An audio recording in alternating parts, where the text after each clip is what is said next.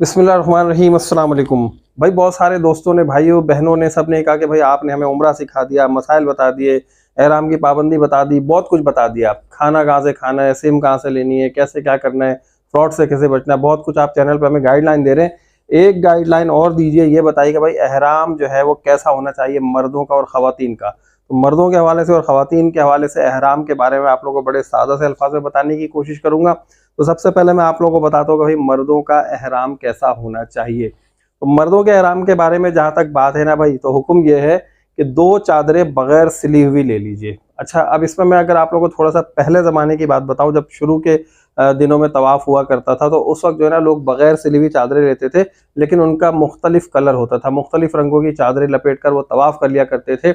लेकिन अब जो है हमारे नबी को, क्योंकि जो सफ़ेद रंग है वो पसंद है, जो मताफ़ का सहन है वो भी सफ़ेद है, तो एक यकसूयत के लिए, एक यकसानियत के लिए, जिसे हम यूनिकनेस कहते हैं, उसके लिए अब क्या है कि भाई वाइट कलर के एहराम की चादरें पूरी दुनिया में मिलने लगी हैं। और ये एक बहुत अच्छी चीज़ भी, एक अच्छा मैसेज जाता है। सारे लोग जो है ना एक जैसे कपड़े, मतलब जो कफन जैसा कपड़ा, वो पहनकर जो है वो इबादत कर रहे होते हैं। तो अब क्या है भाई, मर्दों के लिए ये 2 बगैर सिली चादरें हैं। अब अगर बहुत सारे लोगों के जहन में ये बात आती है कि भाई जिस बगैर सिली हुई चादरें सिर्फ हम कोने सिलवा लें, या उससे तो मसला नहीं होगा, कोई शलवार कमीज कोई थोड़ी सिलवा ले, तो ऐसा हरगिज नहीं कीजिएगा।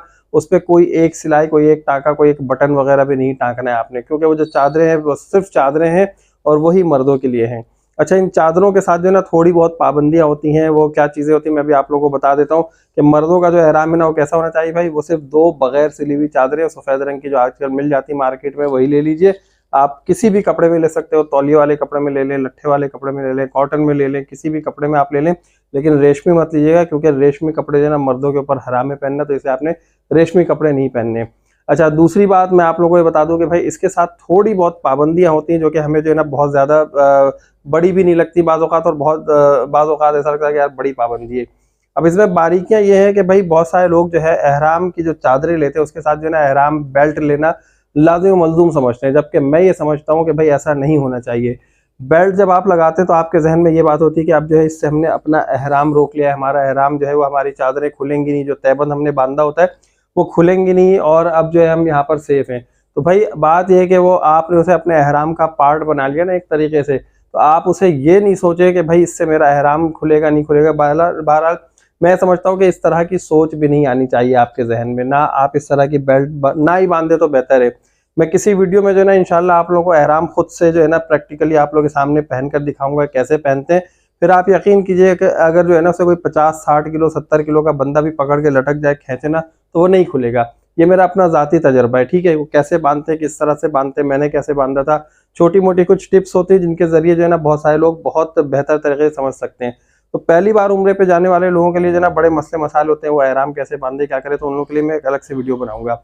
अच्छा, ये जो एहराम की चादर है ना, अब इसमें क्या है, बहुत सारे लोग कहते हैं भाई हम जूते पहन सकते हैं, मोजे पहन सकते हैं, बनियान पहन सकते हैं, अंडरवेयर पहन सकते हैं, इस तरह की चीज़ें।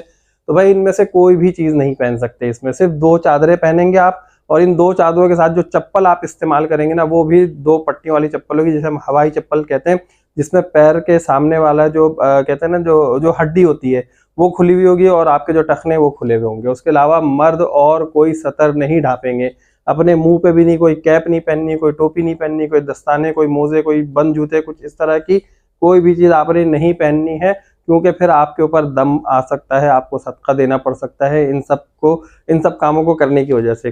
तो भाई आप मर्दों का जो एहराम है वो सिंपल, मैंने आपको बता दिया, 2 बगैर सिली हुई चादरें हैं, और उसके साथ जो थोड़ी बहुत एहतियातें हैं, क्या क्या एहतियातें हैं वो मैंने बता दिया कि भाई एहराम में क्या क्या पाबंदी होती है, जाकर वो वीडियो देख लीजिएगा। भाई ख़वातीन के लिए जो सबसे बड़ी गलतफहमी ना ख़वातीन को, वो ये समझती हैं कि भाई एहराम के लिए सफ़ेद कपड़ा या सफ़ेद अबाया या सफ़ेद चादरें यही बहुत ज़रूरी हैं।